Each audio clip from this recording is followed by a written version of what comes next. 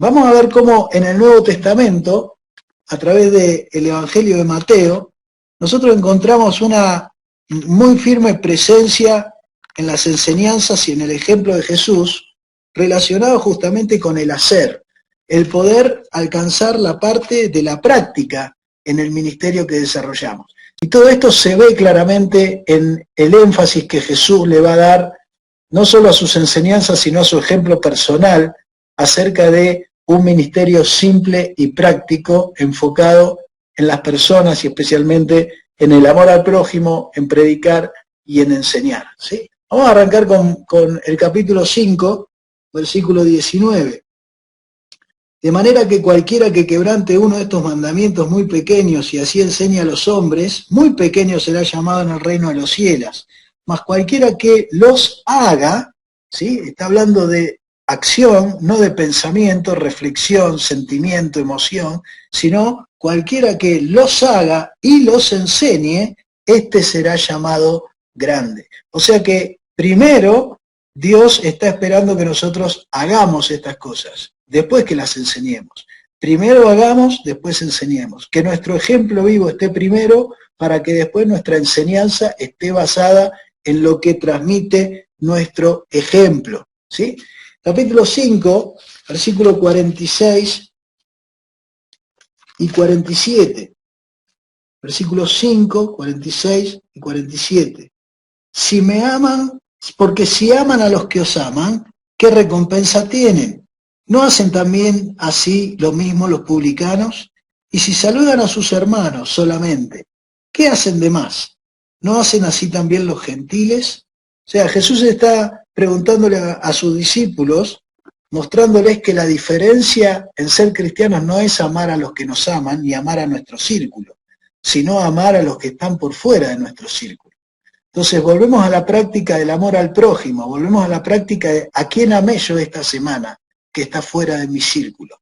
Si vamos a hacer una diferencia como cristianos en la comunidad, Jesús está diciendo, miren que ustedes no hacen una diferencia por amar a su esposa, a su familia, a sus hijos, esos son de su círculo, ¿sí? Hasta la gente que no tiene a Dios ama a los de su círculo, hasta un delincuente ama a los de su círculo, ¿sí? El cristiano va a mostrar una diferencia porque va a amar fuera de su círculo.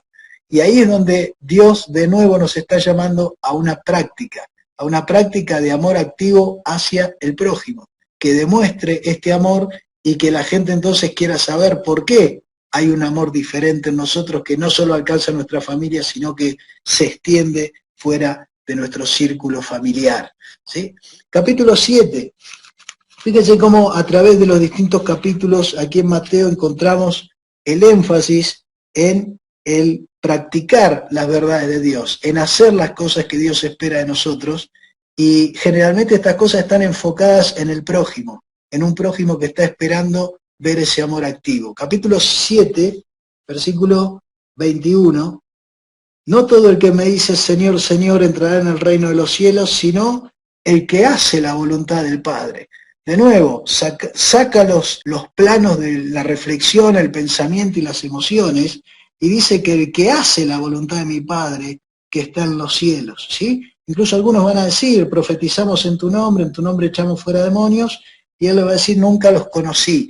El que hace es el que practica estas verdades que Dios está esperando de cada uno de nosotros. Capítulo 7, pero más adelante, versículos 24 al 26, ¿sí? Tenemos la historia de los dos cimientos.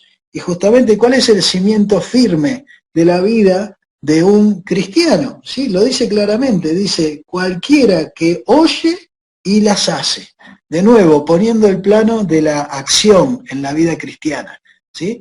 Uno que escucha, oye las palabras y las hace. A ese hombre Dios lo compara con un hombre prudente, al hombre que practica las verdades de Dios. No solo las estudia, las conoce, las enseña teóricamente, sino que las hace, ¿sí? Son parte de su práctica. Otro capítulo, capítulo 11, versículos 1 y 2. Cuando Jesús terminó de dar instrucciones a sus 12 discípulos, se fue de ahí a enseñar y a predicar en las ciudades de ellos, ¿sí? ¿Qué tenemos de nuevo acá? Tenemos a un Jesús que es un líder en la práctica. no solo él terminó de seleccionar, preparar, instruir a sus discípulos y decirles que tenían que ir, sino que en cuanto ellos se van, él vuelve a la práctica que venía teniendo antes, ¿sí? De predicar y enseñar el Evangelio a las personas. Este formato de liderazgo de Jesús, de ser un ejemplo práctico y vivo, que aún después de haber hecho su tarea de formar discípulos y enviarlos, ¿sí? Vuelve a la práctica. ¿Por qué vuelve a la práctica si ya preparó y ya envió? Porque es su modelo de liderazgo, su modelo es practicar las verdades de Dios. Y este predicar y enseñar son los dos rieles en los que Jesús trabaja continuamente y le da un ejemplo claro a sus discípulos para que ellos también modelen su liderazgo de esta manera. De nuevo encontramos a un Jesús dándonos un ejemplo de un líder práctico, ¿sí? Un líder que está trabajando en hacer aquellas cosas que el Padre le está pidiendo, y esas cosas tienen un enfoque claro que es el prójimo, ¿sí? Predica al prójimo, enseña al prójimo, sirve al prójimo, ama al prójimo, ¿sí? De nuevo Jesús, como líder de la iglesia y como cabeza, está mostrando que él no solo está en coincidencia con todo lo que venimos leyendo, sino que se transforma en un modelo de esa forma de vivir la fe, ¿sí? Capítulo 12, versículo 30. El que no es conmigo contra mí es, el que conmigo no recoge, desparrama, ¿sí? Imagínese usted caminando por la arena en una playa y ve un vidrio, ¿sí? Una botella rota, y usted puede recogerla y sacar ese peligro, pero dice, no, yo no tiré la botella, así que no la recojo, la dejo ahí. Jesús dice, bueno, si usted no recoge, usted desparrama. O sea, cuando usted no hace la acción buena, usted está alimentando la acción mala. Por lo tanto, cada vez que nosotros hacemos algo bueno hacia el prójimo, estamos justamente generando un nuevo espacio de bendición para esa persona. Y cuando no lo hacemos, ¿sí? Estamos dejando un peligro andando para esa persona. Por esto Jesús nos anima a que nosotros seamos personas de acción. No solo mire, no solo sienta, no solo piense, no solo reflexione. Si usted ve algo que puede hacer y que es bueno, y esto está en consonancia con lo que dice Santiago, de que el que sabe hacer lo bueno y no lo hace, está errando, ¿sí? Para no errar, justamente, ¿qué es lo que tenemos que hacer? Bueno, identificar esas prácticas buenas que podemos hacer hacia el prójimo y desarrollarlas. Jesús dice que el que lo hace está con él, ¿sí? El que está accionando para que estas cosas buenas sucedan es alguien que está con él caminando de acuerdo a su voluntad. Capítulo 13, versículo 23, el que fue sembrado en buena tierra es el que oye y entiende y da fruto.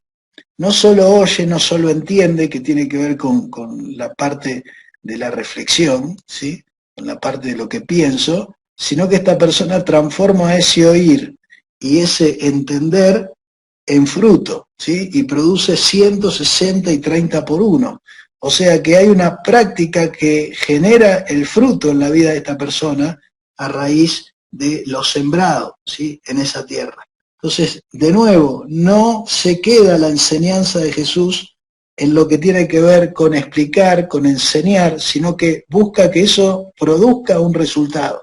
Y ese resultado que producimos es el resultado de nuestro amor ejercitado hacia alguien concreto, ¿sí? Bueno, ¿cuál es el nombre de la persona que has amado esta semana? ¿Por quién hiciste algo esta semana? ¿A quién ayudaste esta semana? ¿A quién serviste? ¿Sí? Porque si no tengo un nombre, quiere decir que el amor de Dios no llegó a nadie a través mío, ¿sí? Está en mi sentimiento, está en mi reflexión, está en mi idea, pero concretamente el amor de Dios no llegó a ninguna persona porque yo no practiqué ese amor hacia alguien a través de mi vida. Capítulo 21, versículo 43, ¿sí? Por tanto os digo que el reino de Dios será quitado de ustedes y será dado a gente que produzca frutos. De nuevo, Dios buscando el resultado o el fruto de la práctica de nuestra fe, ¿sí? Y de nuevo aquí un grupo de personas, ¿sí? Los fariseos, desenfocados en su vida espiritual de lo que Dios esperaba de ellos, ¿sí? Tenían prácticas de oración, tenían prácticas de lectura de la Biblia, tenían prácticas de reuniones, tenían prácticas de saber la Biblia de memoria, ¿sí? Un montón de prácticas, pero no estaban dando los frutos que Dios esperaba de ellos. O sea, se habían quedado en su vida espiritual en áreas, ¿sí?, en las cuales el fruto, la práctica de esa fe, no estaba produciendo lo que Dios esperaba. Y de hecho la decisión de Dios es quitarle, ¿sí?, por más que oraban mucho, que sabían la Biblia, que se reunían, que decían que Dios estaba primero en sus vidas, toda esa práctica que ellos tenían, ¿sí?, no alcanzaba el resultado que Dios quería lograr a través de ellos, y el propósito de Dios no se estaba cumpliendo. Y entonces, ¿a quién se lo va a dar? Se lo va a dar a gente que produzca los frutos que Él espera.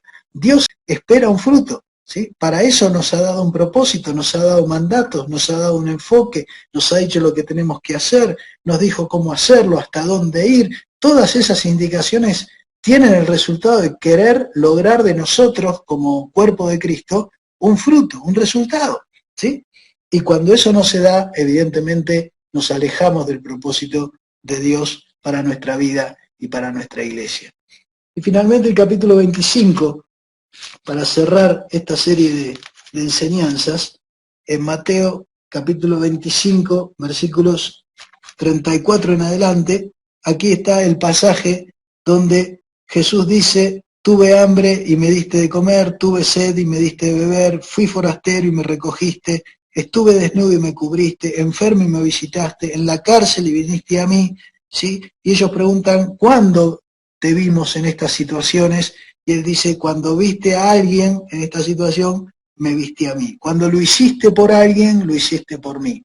Y aquí es donde está el fundamento bíblico de que cuando nosotros amamos a alguien, a cualquier prójimo, de alguna de estas maneras simples, ¿sí?, a un desnudo darle ropa, al que no tiene comida darle comida, un amor simple y activo hacia las personas, está mostrando el amor a Dios directamente. ¿Por qué? Porque Dios dice: si lo hiciste por una de esas personas, lo hiciste por mí. Y de nuevo se está centrando en el hacer, ¿sí? No está diciendo que pensaste en esas personas, que sentiste cosas por esas personas, que cantaste 10 coritos diciendo que amabas a esa gente. Esas son áreas del sentimiento y del pensamiento. Jesús aquí se vuelve a centrar en lo que hiciste. Cuando hiciste estas cosas, las hiciste por mí. Cuando no las hiciste, evidentemente no alcanzaste el propósito que yo tenía a través de tu vida, de amar al prójimo.